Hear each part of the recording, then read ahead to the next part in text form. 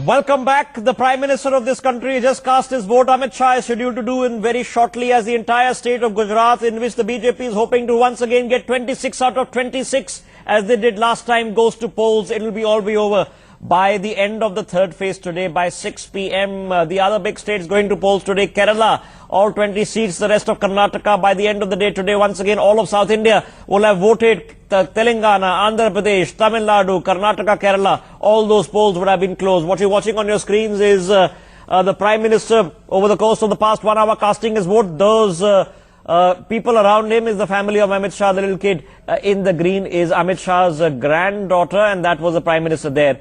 You see him casting his vote. It was over very, very quickly. Let me quickly introduce our guest this morning joining us in the broadcast as we pick up the larger conversation, as now we are waiting for Amit Shah to go and cast his vote and, of course, tour his constituency. Joining us on the broadcast this morning, I have with us, let's quickly introduce our guests this morning as well, one by one, and as well as our panel. We have 30 reporters on the ground covering this all across the length and breadth of the country, from Kashmir to Karnataka. Joining us on the broadcast this morning, if I can introduce my guests.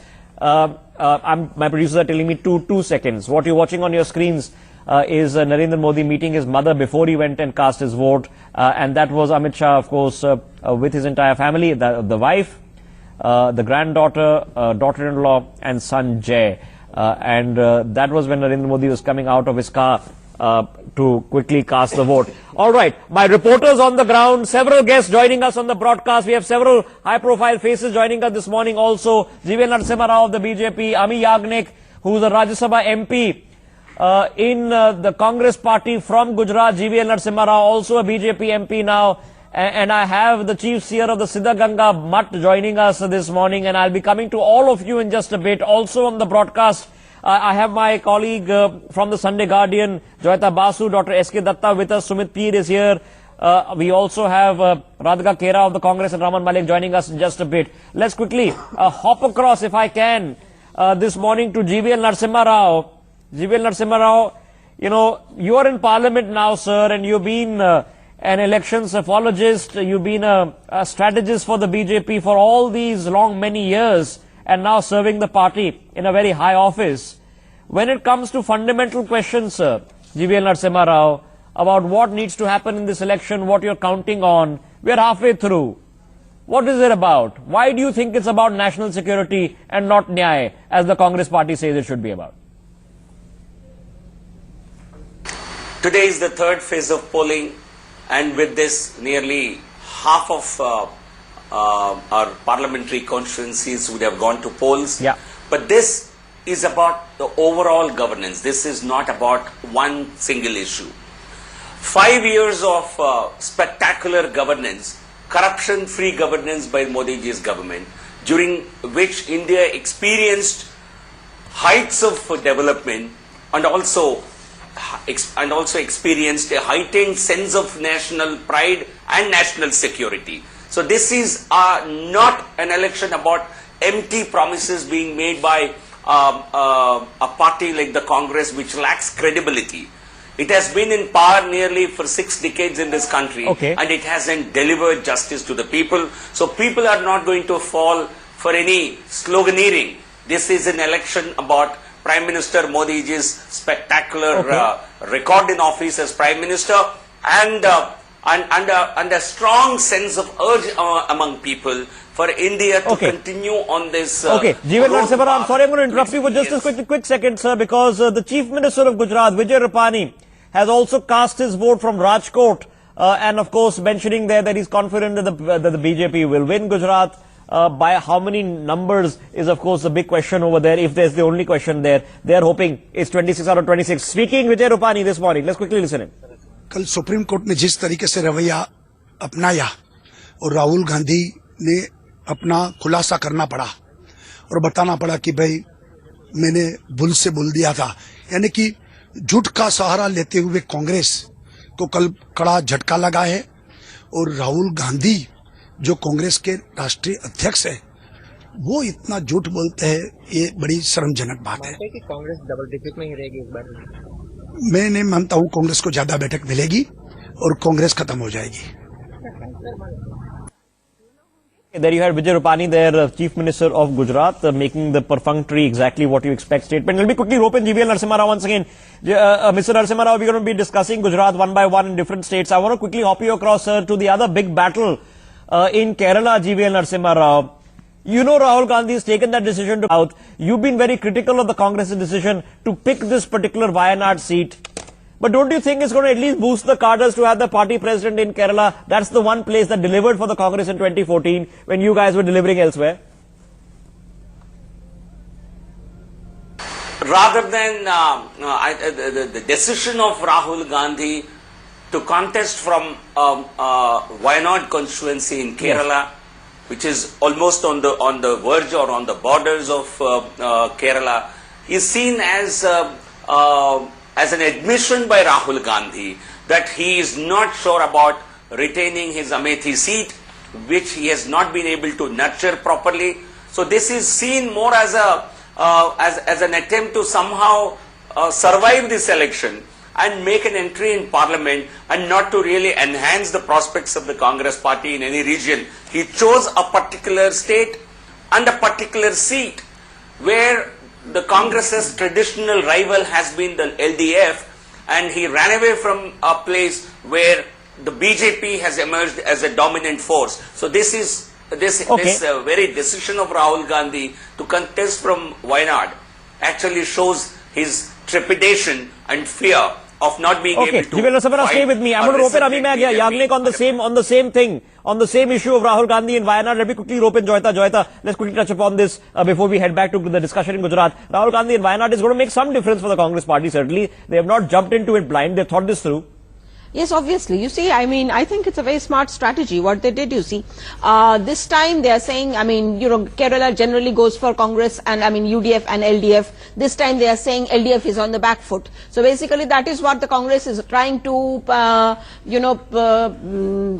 is on the back foot because, let's face it, left politics in this country is on the back foot. Now, we're seeing a very strange divergence taking place where left politics, where at the student level is becoming perhaps more popular, at least more newsy, but at the national level left politics is off. It's out of the northeast, it's out of Bengal, completely wiped out by Mamata Banerjee, and Kerala also in trouble. So that's a national trend, Joyita, quickly, yes. No, but 2016, you see, I mean, Kerala, it has been generally, I mean, like it or not, I mean, we agree with it or not, left is very strong in Kerala. Yeah, I mean, that's not so much.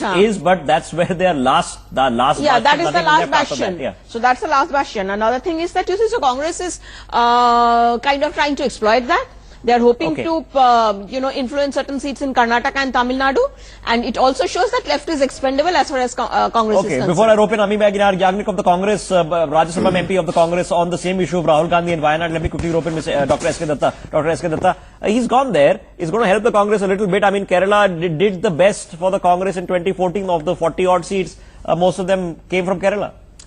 Yes, definitely, as Joyita has rightly pointed out, that it is between the UDF and the LDF. But I guess in pockets in Kerala, it's going to be triangular this time, especially Thiruvananthapuram, Calicut, and your Do you think BJP is going to Yes, definitely, because Thiruvananthapuram BJP has won in the past also, and Calicut and Sabarimala, they have been very close in the past. Okay. So it's going to be a triangular. So realistically, let's pick up just 5 seconds here, Rishabh. What I understand is like Wayanad is a good choice for Rahul Gandhi ji, but they have their government in Karnataka. Why not Bengaluru or why not Mangaluru? If this logic of south and north, argument across, then why not here, why not Delhi, why not here, why not there? You can have that logic, but realistically, sir, in Kerala, is this a voter percentage game for the BJP or is it a seat winning game? It is going to be quite decisive in these 3 seats which I have mentioned, Thiruvananthapuram, Calicut and your Sabarimala, and it is going to be a touch and go. Sumit Peer, why don't you take this on Wayanad, and what he mentioned, Sabarimala politics in the BJP manifesto, they made a big deal about the fact of the Hindu faith versus the gender rights issue over there. Adding on to what Dr. Datta said, Rahul Gandhi moving to Wayanad itself is a submission of, moving away from the mainline politics. Because, if you see electorally, Rishabh, UP has 80 seats. If you want to make a mark, you have to make a mark in UP. UP will make sure, because Rahul Gandhi is not running for MP, he's running for Prime Ministership of India. Yes. So if you have to be the Prime Minister of India, you have to... No, he's not. No, but you know, he's a number 2 man in line. So if you have to run for the Prime Ministership of India, you have to strike big in UP. And you know, for him leaving Amethi and going to Wayanad is already a submission which, you know, UP thinks are not going well. I am not in the race. Okay, that's exactly, no, the Congress would have thought this one through. They would have thought this one through, that this is exactly the criticism going to come. That's exactly the criticism that came. Joyita Basu, Smriti Irani quickly went from Amethi to even show up in Wayanad and said, this is why he's come here, because he fears I'm going to beat him. That may or may not happen, but the Congress has thought this one through. But you know, at least they would have applied that thought that this logic has come. They've done it despite that fact. They wanted a safer seat for Mr. Rahul Gandhi, and what you rightly said, Kerala has given them some dividends. LDF is going weak. They may try to capitalize a few more seats from that. Joyita, I don't know if Amethi which way is going to go. Smriti Irani is going to put up a very tough contest. Yes. 2 lakh votes was the difference last time. 1 lakh. But just 1 lakh. Yeah, but that means that she did get 3 lakhs votes, okay, which was a big deal. Rahul Gandhi won, but not by a margin that he would be comfortable with, and this time she's had 5 years to spend and nurture that constituency. So that is a battle, there's no doubt, but the Congress would have thought this through, that as soon as we do Wayanad, this is what people are going to say, so let's do it anyway. Why?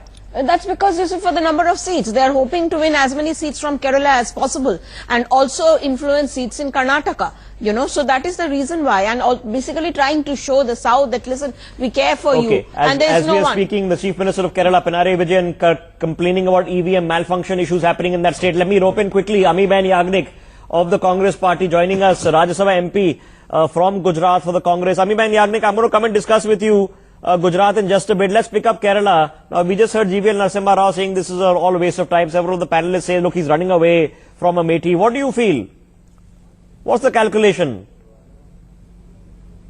Amiben Yagnik, for Rahul Gandhi in Wayanad. What's the thought process? What's the calculation? Yes, Kerala is voting today, and definitely Shri Rahul Gandhiji's decision to contest from Wayanad, from the south, is a wonderful decision, a decision for the people of South India. And Wayanad being a tri-junctional point, Wayanad was obviously the choice for the Congress party, and Rahul Gandhiji readily acceded to the request of the people of the party, the Congress workers of the party, and decided that yes, the present government has created some kind of a rift between the north and the south, has been a little, I think in their behavior, especially the BJP, has left the south out, and so it was necessary for Rahul Gandhi, because he has a pan-India presence, Congress has a pan-India presence, to contest from South India. Wayanad is definitely a wonderful choice. Rahul Gandhiji was welcomed by throngs and throngs of people, workers of the party, and people all over South India has loved this decision. Definitely, South India has accepted Rahulji as their own, and Rahulji will win with a thumping victory. The culture, the attire, the food, the mannerism, and everything about South India has definitely been ignored by the ruling dispensation. Okay. Well, the ruling dispensation has never considered India as a whole, has never thought of unity in diversity. And that is where I think something has gone wrong with the governance model. I expected criticisms coming your way, and of course you're expecting Rahul Gandhi to win Wayanad. If you weren't expecting him to win Wayanad, why would you send him there? Whether this will have, you mentioned tri-junction area, so that's why Wayanad is on the edge of Kerala, and the logic is, do you influence a voting base? That's the calculation you can have sitting in tables. Whether it actually pans out on the ground, we don't know. But a simple logic is, yes, there is some material value in a person saying, I'm putting my own fate on the line from your particular state. It brings that person closer to the state. You have to show up, file your nomination, show up there, campaign a little bit. So these two things do matter. Okay, Amiben Yagnik, let me, ma'am, take you to your state in Gujarat. What's happening? How are you going to take on the son of the soil? It's an emotional issue. Let's not kid ourselves. Amiben Yagnik. First of all, to say or to call the Prime Minister son of the soil all the time, I think he now is the Prime Minister of this land, and all of India is the soil of this country, and so anyone coming from India is the child of the soil. So yes, Mr. Modi, I do not know whether he'll be able to give Gujarat, because he is not contesting from Gujarat.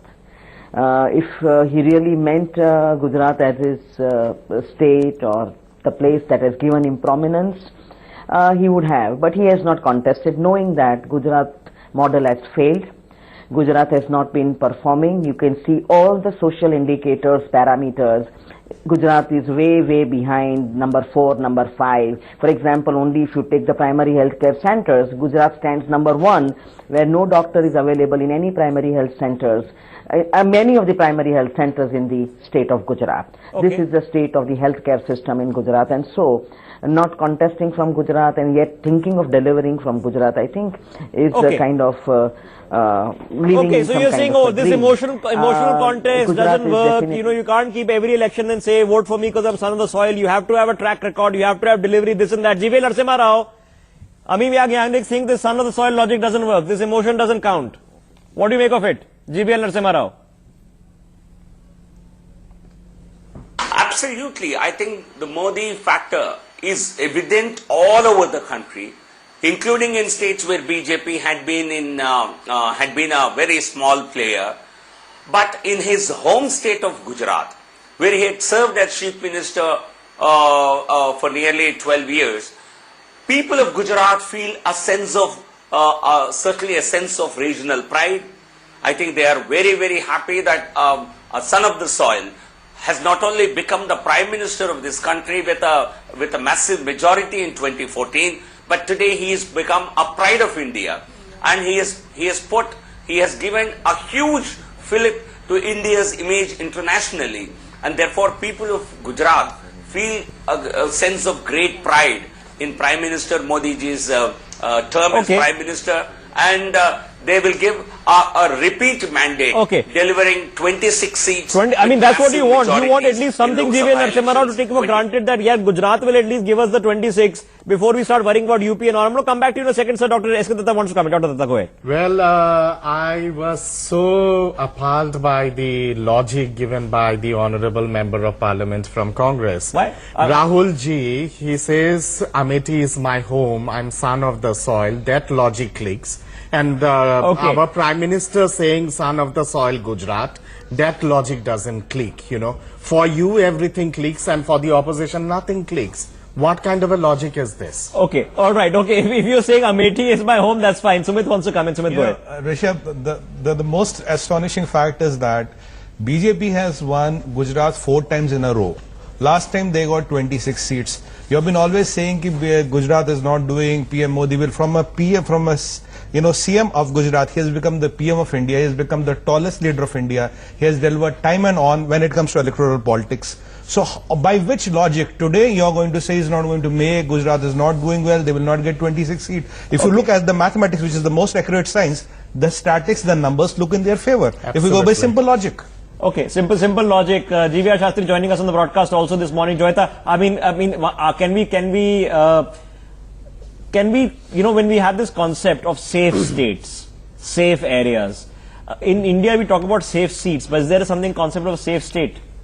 Well, first of all, you have to understand that it's their reputation at stake. Amit Shah's reputation is at stake over here. I mean, Mr. Modi's reputation is at stake over here. If they cannot sweep 26, seats, it also comes across as a, you know, sends out some kind of a message. It's a wrong message that goes out. So I'm certain basically they are going to go all out and try to sweep these seats. Now, Rishabh, can I make one quick point about Kerala over here? Now, the thing is, you see, I was noticing, is you see, when you're talking about that Sabrimala constituency, quickly. It is that, you know, that Pathanamthitta, that is the constituency, Pathanamthitta, it is right on the border of Tamil Nadu. So I wonder for BJP, if BJP is seeing some sort of a vote rise, you know, is over there, if it is going to have some effect in some seats of Tamil Nadu as well. Some seats of Tamil Nadu as well, if there is, for the Congress, that's what they're hoping, and the BJP, of course, has to figure it out, whether their campaign on Sabrimala, which has become a manifesto issue for them, has made an issue also or not. Let me quickly now just take a larger question, G.V. Narasimha Rao. If my voice is reaching you, sir, There is a lot of conversation now that's suddenly going on as we hit this middle cycle of the election campaign. That look, this is going. We are now doing third front. You have Chandrababu Naidu jumping in. His elections in Andhra Pradesh are over, but he's still traveling around the country talking about third front, third front, third front. Are you prepared to deal with such a scenario if it comes your way? I think poll pundits have proved wrong repeatedly, and no one knew that BJP was getting a majority of its own in 2014. They underestimated BJP under Prime Minister Modi's leadership in Uttar Pradesh assembly elections as well. So I think this has become now habitual for a number of people to underestimate BJP, either because of their own poor assessment skills or because of a strong anti-BJP bias that they have. This election, we are confident, will deliver a bigger mandate for the BJP than what we had got in 2014. The BJP on its own could well surpass a 300 seats tally in 2019. So we are really it could happen. I'm not saying it won't happen. It could happen, but it may not happen. Seriously. And of course, we are still in a political cycle. It's not over yet. It is not over. Amib and Yagne, come in on the same thought. I mean, the Congress party has supported such kind of formulation in the past. We remember Sitaram Kesari, the Congress under them. First you had Gujral, you had Gowda. Is the Congress party willing to do the same? Because if the BJP does well or not well, ma'am, that's one thing. But the Congress party, again, the same poll pundits say, look, 100 plus is lucky for you. So are you willing to be the Sitaram Kesari or return to the Sitaram Kesari years, ma'am?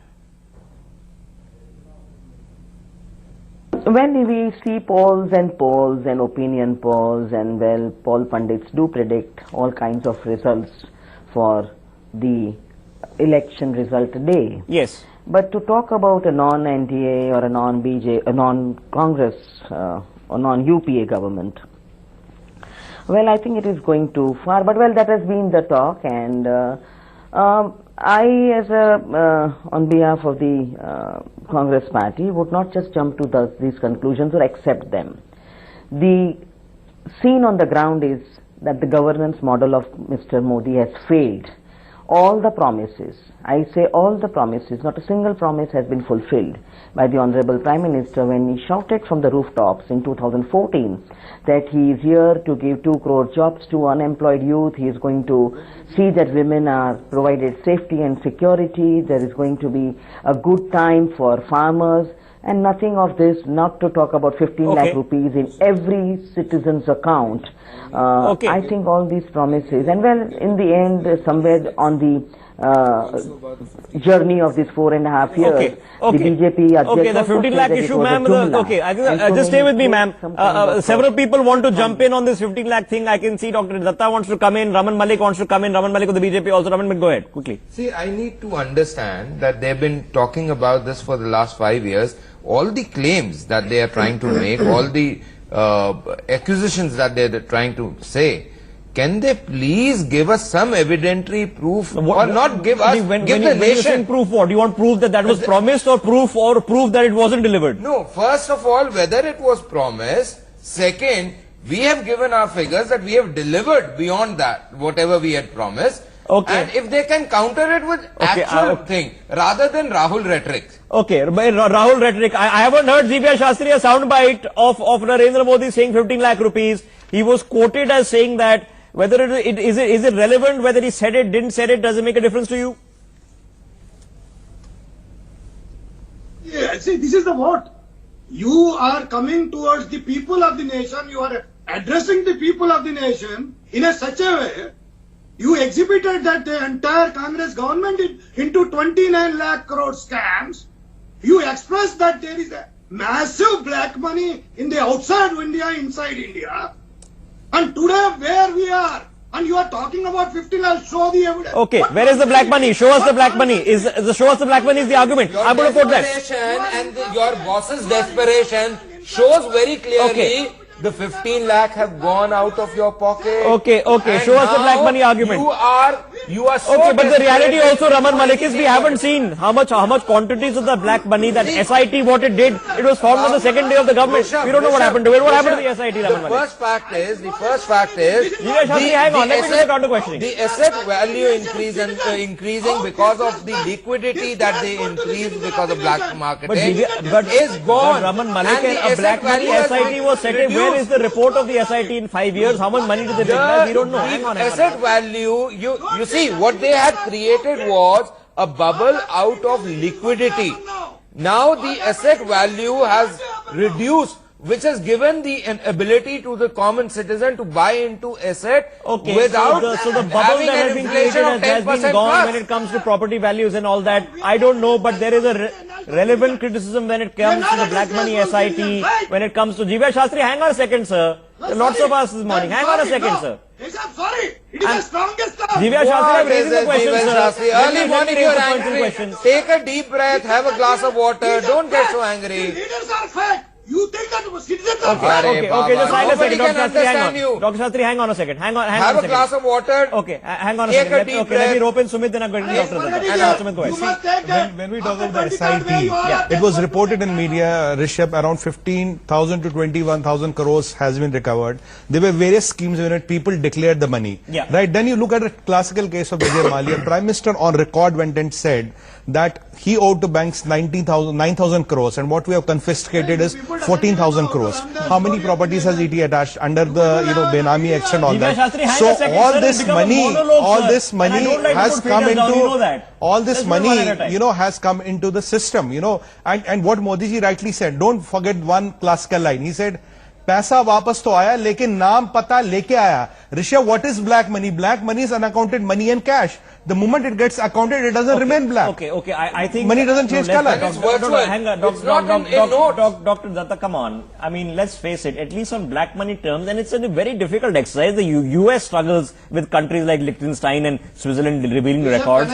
We've signed a lot of agreements. A lot of good things have happened. But the sheer scale of that hasn't happened to the mission level that we wanted it to. Yes, absolutely, Rishabh. I was just coming to that only. First and foremost, almost around 3.5 lakh crore of the NPA has come back. Okay, I'm sorry to interrupt you just for a second. This quick note, what you're watching, Amit Shah, of course, casting his vote. This is in Gandhinagar, and that's quickly. Quickly, sir, finish your point. Yeah. Well, around 3.5 lakh crore of NPA has come back. That itself was money which was not accounted for, So that is a part of black money. Now, let me come to the significant point about this 15 lakh, which the opposition keeps on talking about. First and foremost, we have signed an agreement with Switzerland. Switzerland is going to disclose all the black money accounts by the end of November this year. That's one thing. Second thing is like when the Honorable Prime Minister during the campaigning in 2014, when he had mentioned about black money and 15 lakh, what he had said is like the money which is stashed in Cayman Islands, in Switzerland and in other places, the black money, the unaccounted money, if all of that comes back to India, then every individual would be having around 15 Okay, lakh. hang a second. Jivya ji, hang on. Let me quickly open Radhika Kera of the Congress. Saying that I am giving you 15 lakh.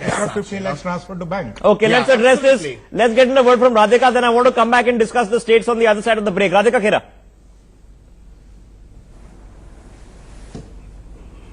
See, I've been listening to the BJP panelists and the supporters when they're talking about what Modi ji has delivered. Let me tell them what Modi ji has delivered.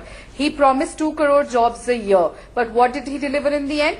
This was the highest rate of unemployment in 45 years that the country has seen. He talked about Note Bandi. He talked about Note Bandi. Very good, you took that step. Unplanned way, people had to stand in lines, people died. But what was the end result? 99.3% of the money came back. So where was the black money? Then we come on women's security. We have seen how they have failed. Beti Bachao, Beti Padhao has changed into Beti Ko Bhajpa Se Bachao. Then come to farmer distress. After 2016, so many farmers have committed suicide up till 2016. Radhika, I don't want to go through a checklist because the bottom line is everything in India is not fixed. Of course, we have issues and very serious issues and major issues, and we will have for many, many years. But we have to discuss something on fundamentals. Raman Malik, is it simply fair to argue that theoretically X would have happened because the promise was different? Now, you might say that that emphatic promise of 15 lakh rupees never was on record, is alluded to, and that in the end is irrelevant. The bottom line is when it comes to real numbers, in black money. And if you're talking about 30, 40, 50 lakh crores of black money, as was bandied about these figures, nothing like that has happened.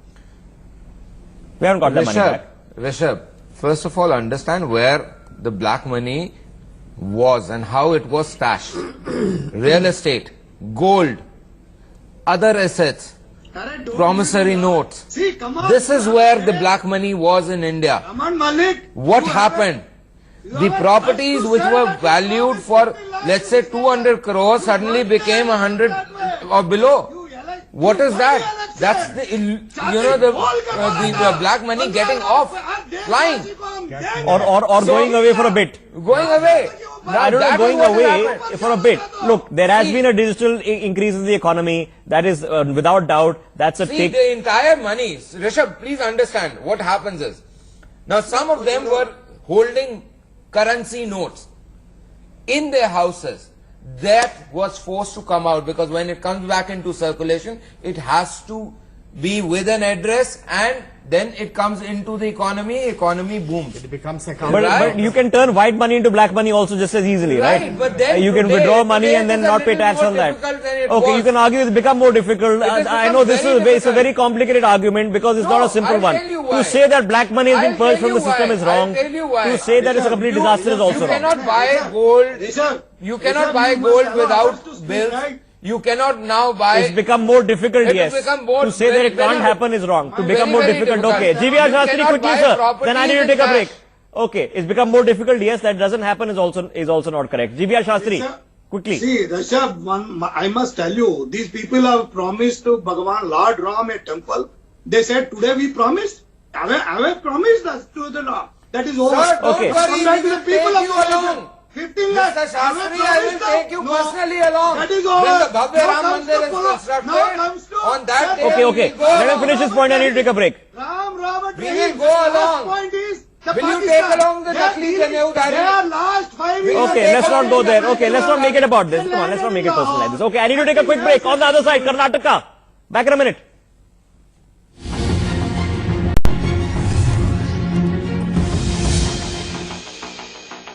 All right, let's quickly hop across and take a look at what's happening across the country as the third phase is well and truly underway. Some voting turnout numbers are out with my colleague Devika. Devika, get us up to date quickly.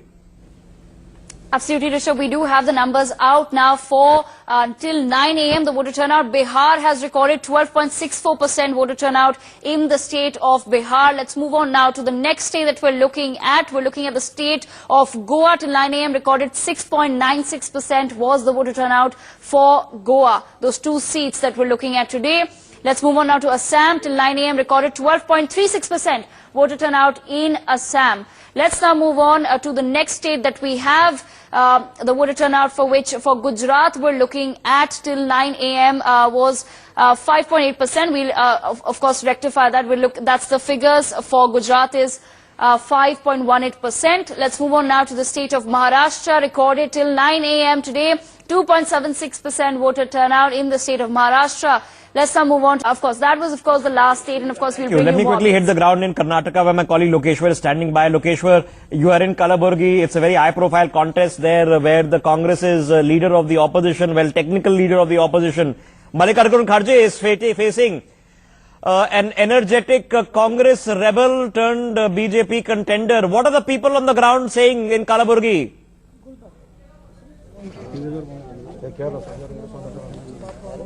Yes, I am standing in front of this Mallikarjun Kharge's home only. There is a small polling booth. You can see behind this polling booth, there is a small house that is Mallikarjun Kharge's house, and his father worked as a daily wage laborer and used to stay here. He has a big house somewhere in this Kalaburgi area, but still his vote is here. There are so many people gathering here. Let us ask some questions. How the voting went on. In the last polling booth, we saw that the people wanted to vote for national security, anti-terrorism, and this kind of talks they talked about. But this is the area of Mallikarjun Kharge. Let's talk what they say. Sir, you have come a big number to vote. What are the main issues driving you? Sir, the main important thing is the social justice.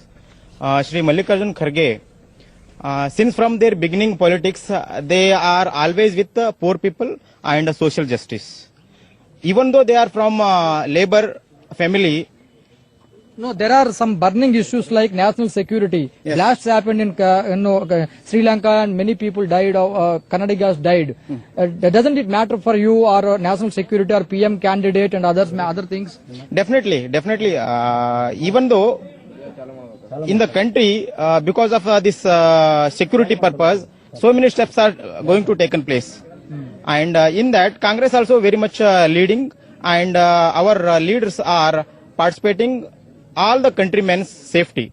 The safety is the first priority for this Congress. And you tell me, sir, obviously you're there with the supporters of Mallikarjun Kharge, so they'll be talking about the things that the Congress is standing for, and that of course is social social justice, nyay. That's the premise of their entire argument. So that Congress worker there is very sticking to point, but also saying we are actually equally good in national security. Why? Who's saying we won't do as well? Let's listen to a few more voices from on the ground on what the issues are before I come back and get you a very interesting conversation, because we're being joined by Siddhalingam Mahaswamy, who is the chief seer of the Siddhaganga Mutt, in just a minute. Let me quickly listen to a few more voices on the ground, then let's rope in the Swami. See, there are issues concerned to national security and there are issues concerned to infrastructure development. The present existing government in Karnataka, which is a coalition government, which is not up to the mark, is not doing satisfactorily. Mainly because of the unstable government of the previous government of Karnataka. It's unstable. So, we want a more stable government. Then you had more voices from the ground. They're talking about,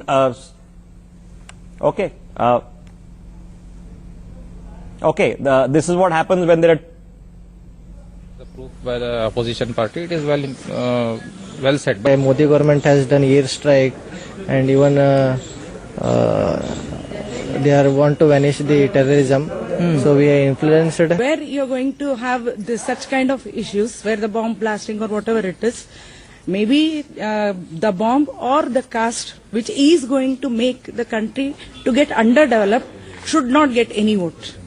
You were listening into their voices on the ground. People voting in Kalburgi. As I mentioned, Mallikarjun Kharge is up against a former rebel of the Congress party, who's now got a BJP ticket to take him on. Let me quickly rope in a very important voice and an interesting voice this morning as a special treat. I have with us on the broadcast Siddhalingam Mahaswamy, who is the chief seer of the Siddhaganga Mutt. It's a Lingayat Mutt for people outside Karnataka who are not aware of that. Let me rope you in, sir. What's the message in terms of polling, going up to vote? We've seen some difficult and troubling numbers coming out of Bengaluru, where not enough people have come out and vote. A lot more should have. It would have been great if they had. What's the message that you see that's going out in poll season, sir? As a citizen of India, everyone must vote. It is the constitution given us the right and also duty. You must realize that, and each and everyone who is eligible to vote, you must come out and vote for the success. I'm sorry to interrupt you, sir.